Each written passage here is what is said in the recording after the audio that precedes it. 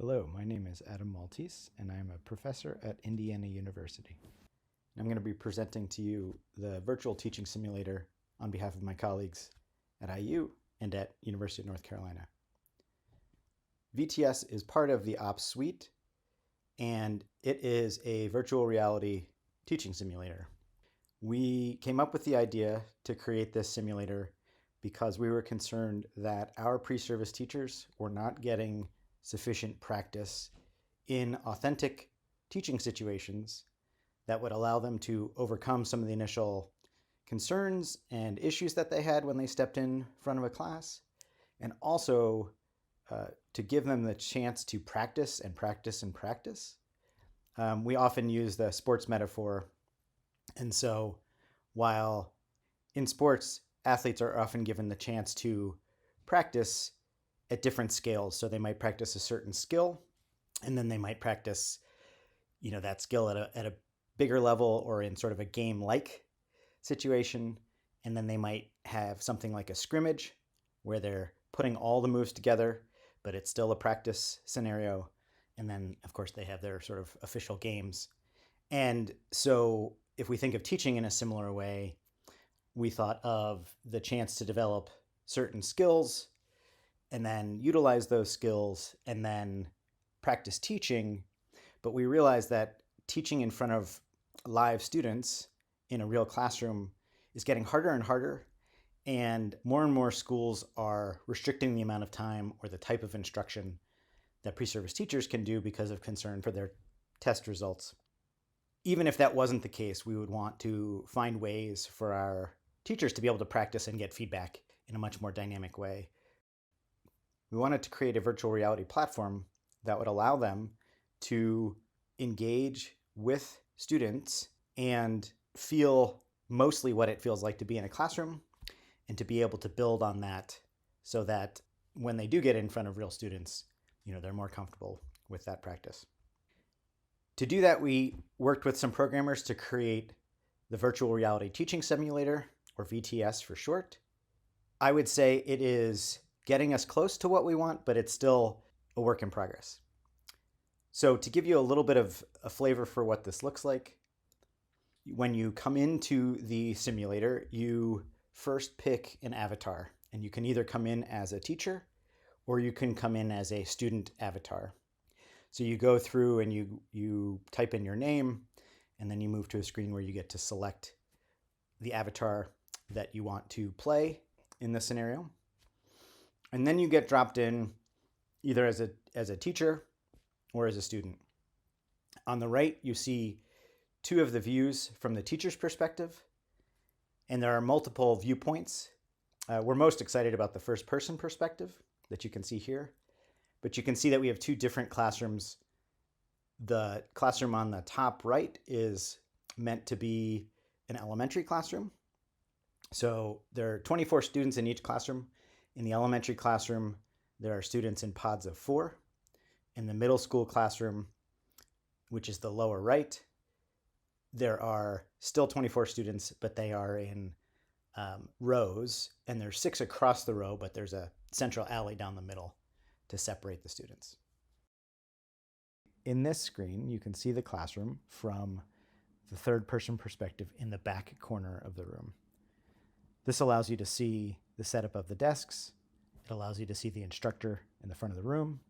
You can also notice that there is a projector screen that currently has a website on it, and that screen is interactive, and the teacher can change that screen, can go to a Jamboard, can go to other screens or pages or information, and the students can also follow them and go to those pages. They will see the same screen on their interactive screen on their computer.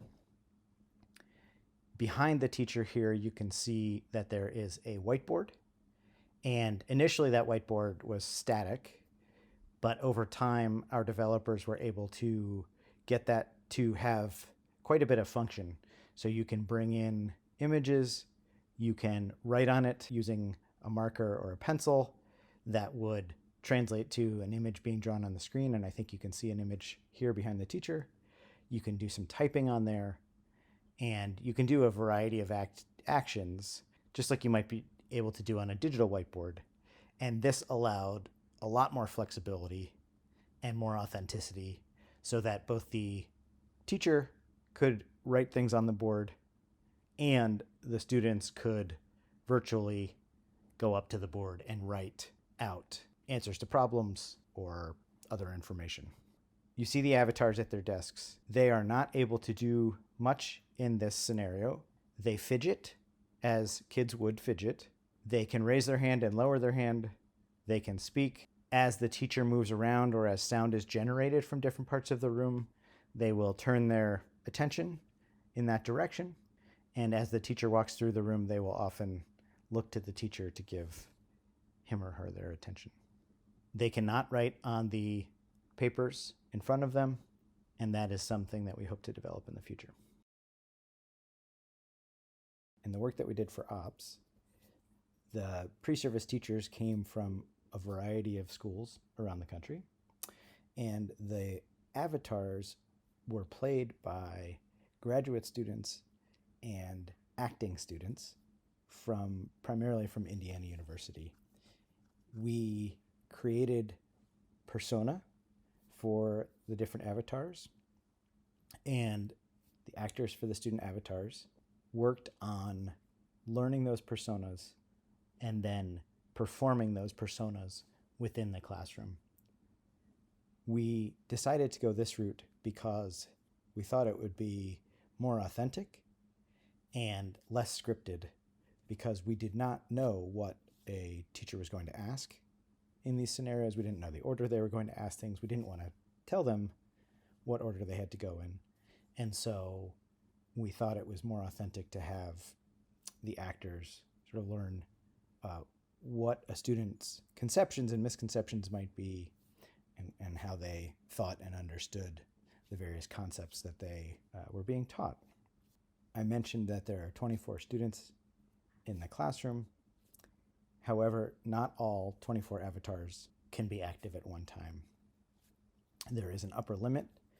We did not come close to the upper limit of about 15 or 16. To differentiate this from ABS, which was more focused on a single group of 5 students, we wanted this to be multiple groups, but we were not able to logistically fill an entire classroom with actors for all of the students.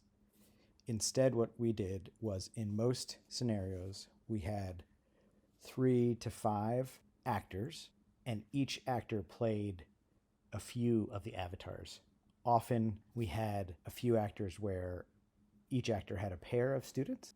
Across the 8 students who were the focal groups in this scenarios that we gave them, and they frequently played the same characters, but not always. And so that allowed them to develop a bit of depth in their understanding of a character and playing out that persona. The downside of doing it this way is that the actors, in order to truly play each character, would need to change their voice and change their persona. So to simplify this, we had them act as a pair of students. They would have 2 names above their head in this virtual setting, but they would really act just as a single one of those students. So one of the pairs was Kamal and Josh, and in this setting, their name above their heads would say Kamal/Josh.